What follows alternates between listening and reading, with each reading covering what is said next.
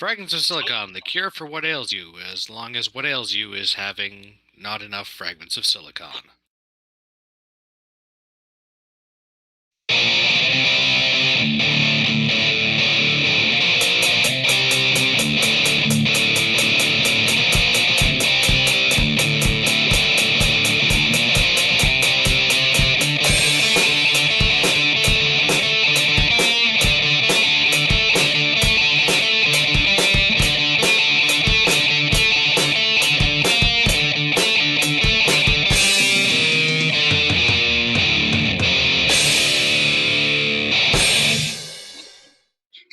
All right, welcome to another installment of the Fragments of Silicon Daylight interviews. I'm your host Adam. Joining me as always are my tag team companions Petty and Gollitz, and Something joining us. championship. Sure. Right. Anyway, joining us this week is Pedro Pavla Colmenero of Lunic Games. Hey guys, thanks for having me. No problem, no problem. How are you doing today? Yeah, pretty good. Pretty excited to talk about Evertry, talk about indie games, and overall, pretty happy to talk about games in general. That is handy since this is a show to do that on. Anyway, so how we like to get started is we like to get to know the people behind the game studio and all that. And we start by asking this question: what got you interested in video games on a personal and a professional level? No, okay, that's that's already an interesting question to start things off. Because before trying to work with games, I actually tried to be a doctor, but things didn't work out too well. So after I finished after I finished high school, I was looking for my what I should do with my life, as most teenagers do, and I had no clue at the time. So the thought was, I'll try to be a doctor, because if you don't know what you should do, maybe going for a profession that's really has a stable job, you'll never go get on the streets without money, should be a good bet. But once I entered college and started studying medicine, I really understood that that wasn't for me. I just had like a really minor breakdown that I was in the wrong path. So at the time, I called my best friend, which is now my business partner at Lunic Games, Eduardo, and I said to him, "Man, I'm really not happy doing this. I'm really not happy here, and I don't know why. Because I love my colleagues. I love the college campus. The teachers are awesome. So I don't know why I'm not happy." And he said, "Man, you're probably not figuring out that's not the path for you right now." So we talked a lot to try to understand what we should do with our lives. And games have always been a passion for us. But sometimes when you really love something to do in your free time and to have fun, you sometimes don't think of it as a viable path for you to work with, because you try to separate hobbies from work, right? But then we started discussing, what if we actually went in the game industry to work and try to do something professionally with it? And it sounded like something that we really want to do. And I always like to tell stories and try to create different worlds. So it was something that was dear to my heart already. But we didn't know how to start. So we talked to other friends, especially friends that we had that went to study abroad in the film industry in Los Angeles. And the tip that we got was, if you don't know what you should be doing within the game industry and development, try to go to a design school, something that can help you to lay out a project and understand the paths to do something from start to finish. And so that's what we did. So Eduardo and I went to study in different cities. We studied design. And while I was studying design, I actually managed to get an internship in a major game publisher in Latin America called Level Up, which I actually played a lot of their games while I was growing up. So it was already a company that I had a lot of love for.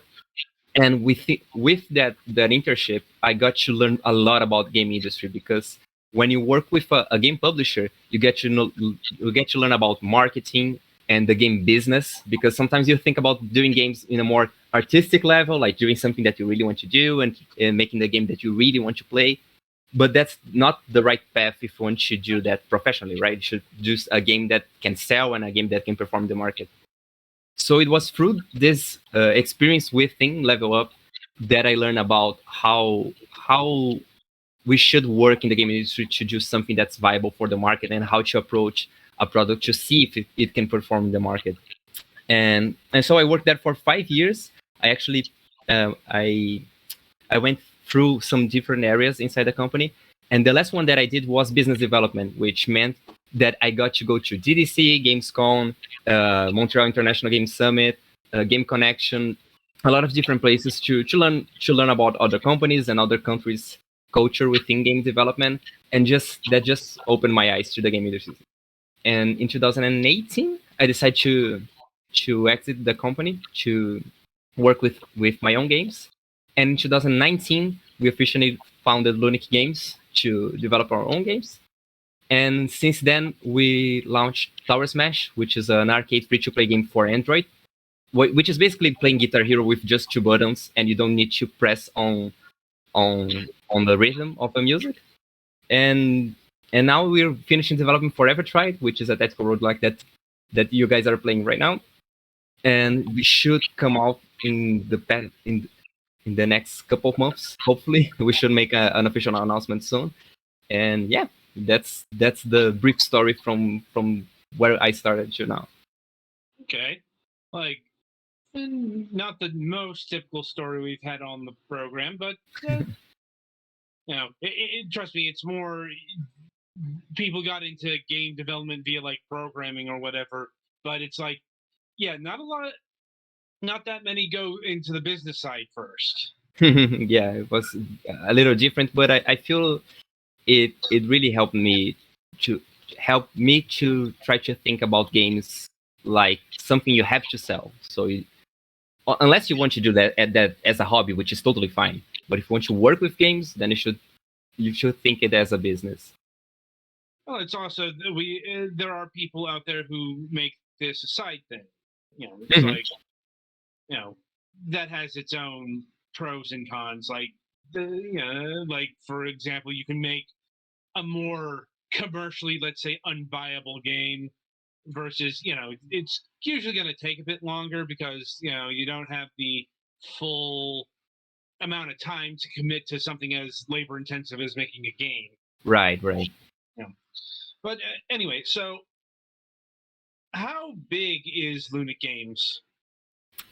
We're actually very small. We are 4 people within our team.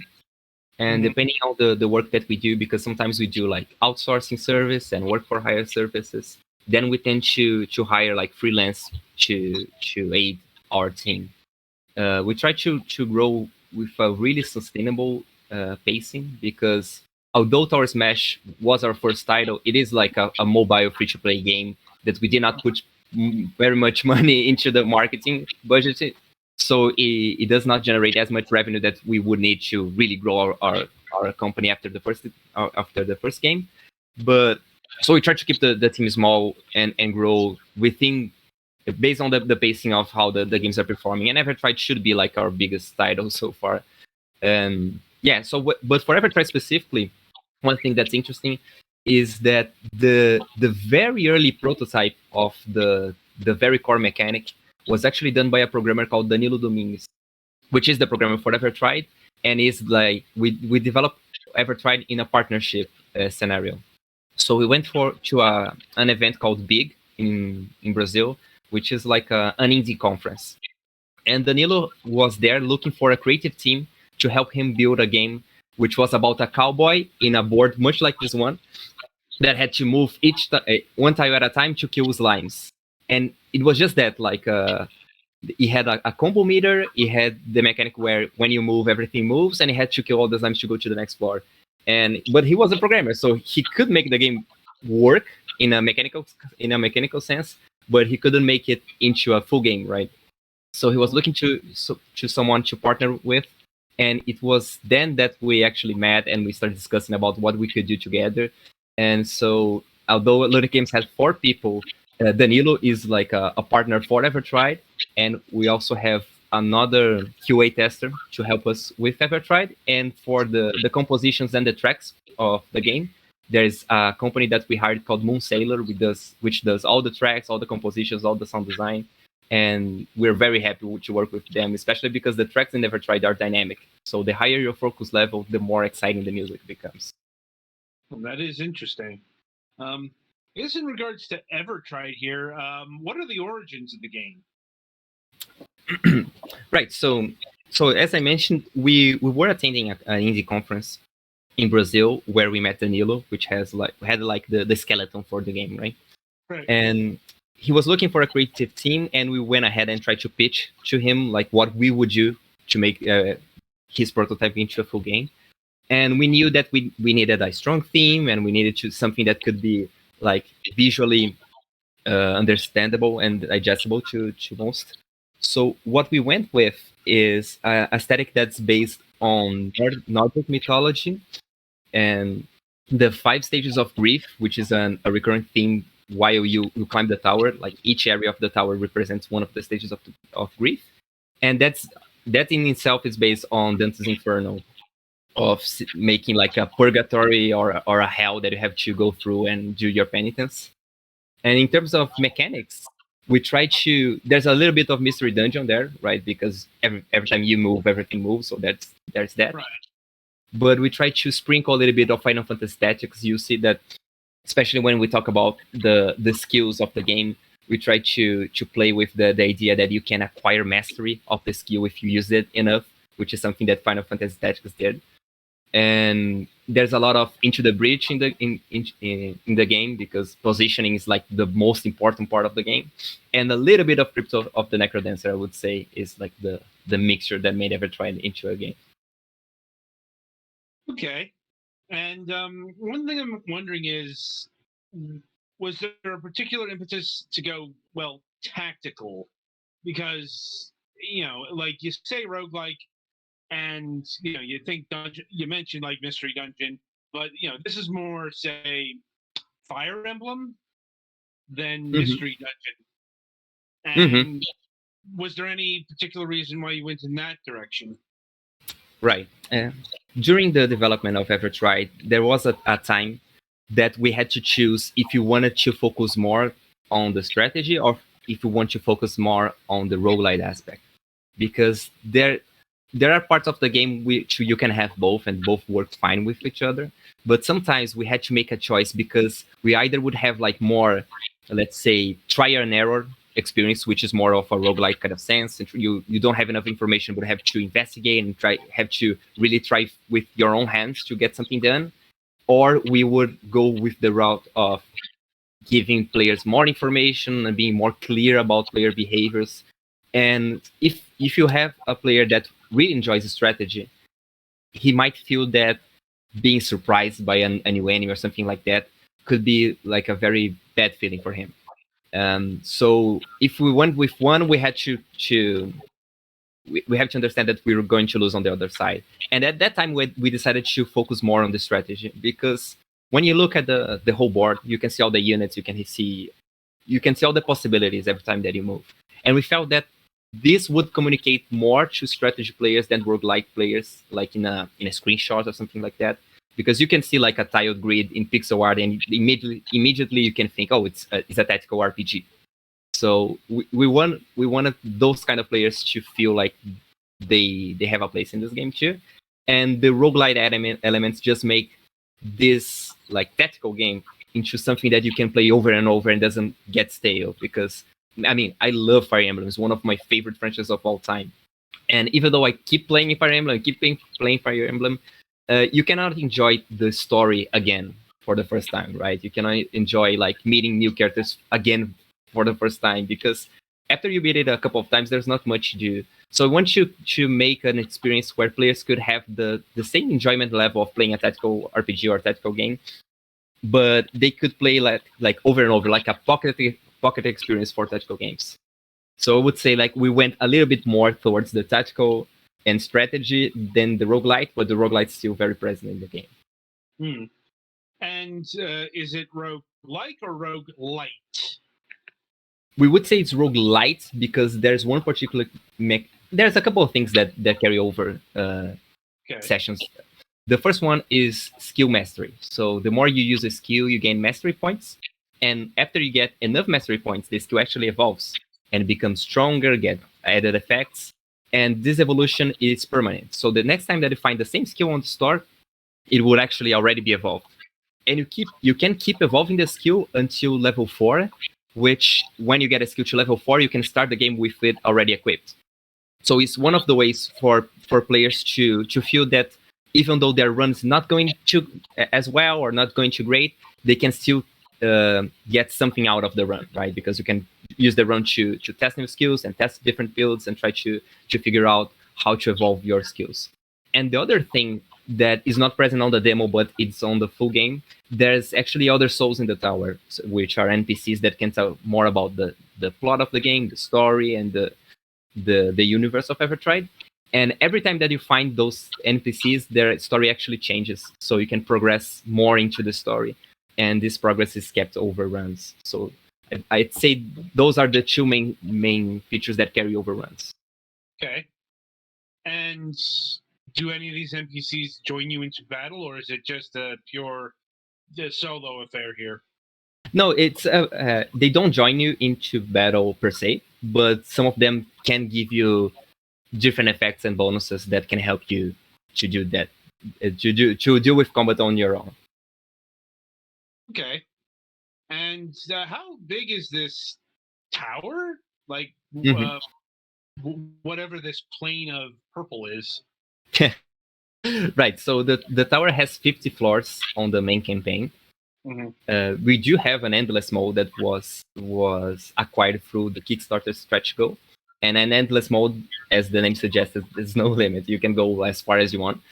But the main tower has 50 floors, and each 10 floors represents one area of the tower. So there are 5 areas total. Each area represents one of the stages of grief. So you start out in denial, then you go to anger, then bargain, then depression, and finally acceptance. And your objective, you're playing as the soul of a dead warrior, which has no memory of its past life and why it died. And the tower serves as a way for souls to prove their worth, because somehow, when they died, the gods could not decide if they should go to basically hell or heaven. So the soul is a trial for towers. That's why it's Evertried. But you have no memory of your death, and it's very odd for you to be in the tower because you were a warrior when you were alive. And when warriors die in battle, they automatically go to heaven because they did what they're supposed to do. They died in battle. So there's a little bit of mystery about why is a warrior trapped in the tower, and why, when you fail the trial, because you can die in the game, right? Why you lose the trial, but you keep in the tower. And the best way to get those answers is to get to the top and confront the tower creator and see what's going on. Right. So you mentioned a few times there the 5 stages of grief. Is that a pure lore plot device, or does that have a tangible effect with the gameplay in any fashion? It's more on the design sense that we try to use that as a reference for us to build the emotional tone of the settings, and to try to make a little bit of storytelling within of how you climb the tower. So when the warrior dies, it actually dies in a snowy peak, like a snowy mountain. So denial starts out with a snowy field within the tower, because it's trying to cover up what it actually is. So you can see like the purplish crystals beneath, and the snow is trying to cover it. So you have to deal with the fact that you are dead indeed, and there's no going back. So you have to face it, confront, and go up. And we try to use that as a theme for the different guardians of the tower, and in how the new enemies are introduced to make you feel kind of how we want you to feel as you progress. Okay. And you've mentioned skills that can be upgraded beforehand. Mhm. What are those skills? Okay, so skills are activated abilities that you can purchase on shops by spending the shards that you get from defeating enemies. So every time that you slay an enemy, you get a little bit of shards. And if you have the higher your focus level, the more shards that you get. And when you acquire skill, you can use the skills by spending the charges, which is basically our mana resource that you can see below the health the mask that represents your health. And different skills can do different things, but there are basically three types of skills. There are offensive skills that typically do damage. There are defensive skills, which typically can get you out of a trick situation or can help you avoid taking damage. And there are utility skills, which have miscellaneous type effects, like charming an enemy so it tries to attack other enemies, doing a decoy to make enemies go away from you. What else? You can transmute enemies. There's we have 20 different skills with the full game, and there are 5 other different skills that are a little bit of a secret. Right. And what sort of foes are you fighting here? Right. So the enemies in the tower are actually also souls of other souls that are trapped in the tower.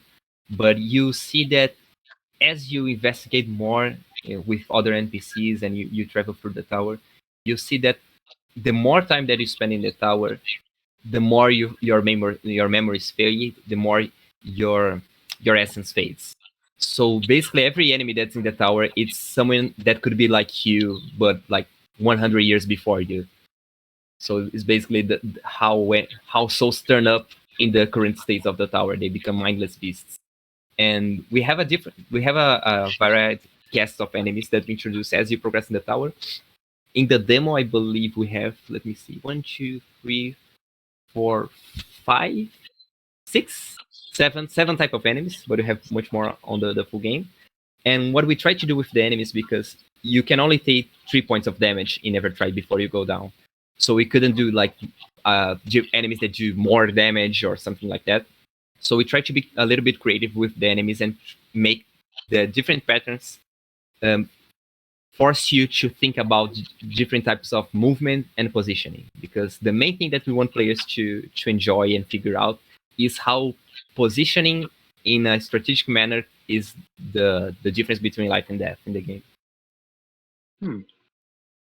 And are there any sort of boss encounters? Yes, actually there are bosses. On the demo there's actually one boss at the end of the demo on floor 15. We also have the final boss, which no one saw yet. We're very excited for the game to launch and see how people deal with it. And we also tease another boss in our team trailer. But you may assume that we have 5 areas and we have 4 guardians. So if you can match the pieces, you can figure out what I'm trying to say. Well, that's not necessarily the case, because I've known some roguelikes to have multiple bosses for an area. Sure. I'm wondering if that's the case here. I wouldn't expect more than one boss per area. Okay. Well, like I said, not everyone does that. No. And you see here, do you encounter any sort of shops in the game? Yes. Every 10 floors you get to a shop. On the demo it's 5 floors because the demo is shorter than the full game. But every 10 floors you get to a shop. Then you have like a different selection of skills and modifiers. I didn't talk about modifiers yet, but basically modifiers are passive skills. So you have skills that are active skills and modifiers are passive effects. And you can re-roll the selection. You have the option to change the selection if you pay shards to it. And you can also heal in the shop. And you can talk to the shopkeeper too. So maybe that can give you some hints of what's happening in the tower. And that's the one of the checkpoints that you should be looking for. Like if you're on floor 14 and you're really struggling, really dying, just hang in there, because on floor 15 there should be a store for you. Right. And is there any shortcutting in this game? Shortcutting? Not right now. There were other people that asked about like maybe like doing a checkpoint and trying to shortcut to a higher place in the tower, and that's something that we're still figuring out, because there are some things that we implemented in the game during development. For instance, there are codes that you can enter, and we might want to do something like Mega Man X-ish of putting like a code to start off in a different floor if we feel like players are really want that. But the thing is, there's an intentional penalty for you if you do that, because you're losing resources because you're not gaining shards as you progress, right? And you have less opportunities to acquire skills and modifiers because you encounter less shops. So it's when we were doing the design of the game itself, we decided against it because of how it would affect progression.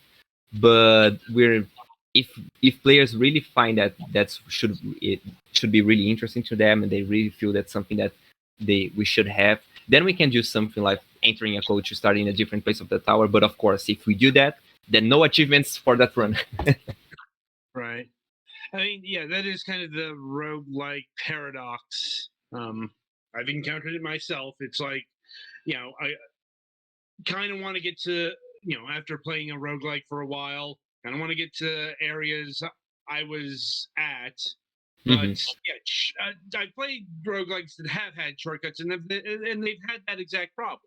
It's like, you can move further on, but you're missing a lot of upgrades, especially if they're. I think it's most useful for roguelikes that have really long adventures and potentially long individual floors. Yeah, like the Mystery Dungeon series or Shiren the Wanderer. Something like that. Those definitely benefited. It helps that on the roguelike side, those tend to be easier. Like especially there's if you're one. playing, What's it called? Heroes of Hammerwatch, I think, that I was playing a while ago, where the shortcut includes you have to fight a thing to go through the shortcut, but it includes a bunch of random power-up drops. To help compensate. It's less of an issue with roguelike since your stuff is carrying over, but it is a delicate balance. Like Jupiter Hell could have used this. But anyway, so where is the game now development-wise? Okay, so we are doing like submissions for the first parties like Nintendo Switch and PlayStation 4, PlayStation 5, Xbox, and we're in checking basically phase and doing minor patches, because it doesn't matter how much testing that we do, doesn't matter how much QA that we actually got to do with the game. Sometimes there's something that pops up like, oh, this sprite is actually blinking and it shouldn't be. Like, okay, let's do that. So we're doing just basically patches with minor things and waiting for the launch date announcement that I can't say yet when it would be, but it will be. It's really around the corner, the launch date announcement. And in terms of the PlayStation and Xbox version, are they PlayStation 4 or are they current gen or last gen in terms of their native version? Right, so their native version should be like PlayStation 4, but it will be available for PlayStation 5 as well, because they can do like retro compatibility. Is that the right term? Yeah. So it will be available for both, but in terms of native, it should be like a PlayStation 4 native, and we shouldn't benefit too much from the PlayStation 5 awesome build due to the game being very light and very easy on the GPU and everything. Right. What about the Xbox? Yeah, same thing for the Xbox. I believe it's native Xbox One, and then you can play it on X and S. But I actually will check that, because we're Dungeon Entertainment, which is the publisher for Evertried, is actually tackling the porting, helping us with the porting. So I'm sure about the PlayStation thing, but for Xbox, I'm not 100% sure. But I figure it probably be right. Okay, and I'm assuming that the Nintendo Switch version will be the same as the other versions? Yes. The only thing that is different for the Nintendo Switch is that we don't have, how can I say that? We don't have achievements within the build, because for Xbox, Steam, and PlayStation, they do have like their own ways of trophies and points and achievements, right? But Switch doesn't have anything like that, so it's a shame. But if you play on the Switch, the achievements that you see on Steam won't be there. But still, I feel it's a great game to play on the go. I could definitely see it. I suppose along those lines, have you contemplated bringing this to mobile devices? We actually got asked a lot about that because they talked about how it would be a good fit on the go, so maybe going to mobile. The thing is, porting to mobile would be it wouldn't be so simple because of the controls and the Right. UI. We would have to change a fair bit of how to navigate the game. So it's Mhm. something that we knew we couldn't do that during development of the main game. But who knows? Maybe it's something that could be the next step for the game. But for now, what our plan is to do our best to launch Overtry to make sure the most people who get to play the game and use the success or not of the game, hopefully success, and to gauge what the next steps should be. If we should do DLC, if we should do like sequence, we should do like porting for mobile. The future will tell us that. Indeed. And let me see. On the PC front, is this game for Windows only, or are there builds for Mac and or Linux? There is for PC and Mac, and we're working on the Linux too. The thing for the Linux is that it might come a little bit later than the other two versions because we don't have Linux users within our team, so you're using virtual machines to do that, and that can be kind of a workaround to make things work because it might not be the best way to test things out. But we're working on the Linux version too. Right. And let's see here. Have you figured out a price point for the game yet? But we did, but I'm not sure if I can if I can say that yet because that's with my publisher. But Probably best to not mention if you don't Yeah. know. yeah, because you know I know we don't have the price point on Steam yet, so if it's not public, then I figure I can say that right now. But it's although it's a very interactive game because you can say like you there isn't a lot of scope for the game, but there's a lot of depth to the game. So you can see, oh, it's a very simple game. It's very simple to play. You can spend a lot of hours trying to beat the game. In fact, the first version of the demo of the game, one guy from our team, which is one of the artists, actually spent 5 hours trying to beat the first iteration of the demo. So I figure like players will get enough hours of the game even if they think it's a very simple game. I mean, that is usually the case with roguelikes, Mhm. especially those that skew closer to the actual rogue formula.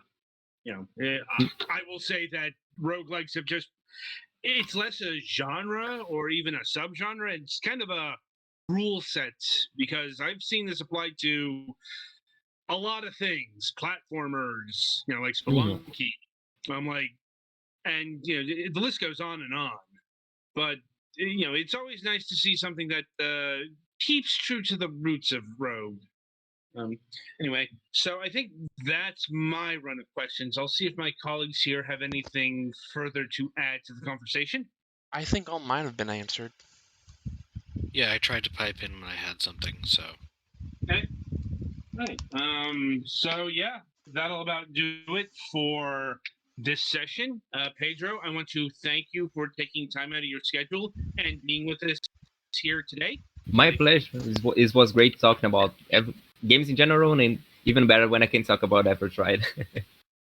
Oh, no doubt, no doubt. And we are glad that you were able to do so. We look forward to the game. We might seek to review it when it is available. But in the meantime, the game is Evertried.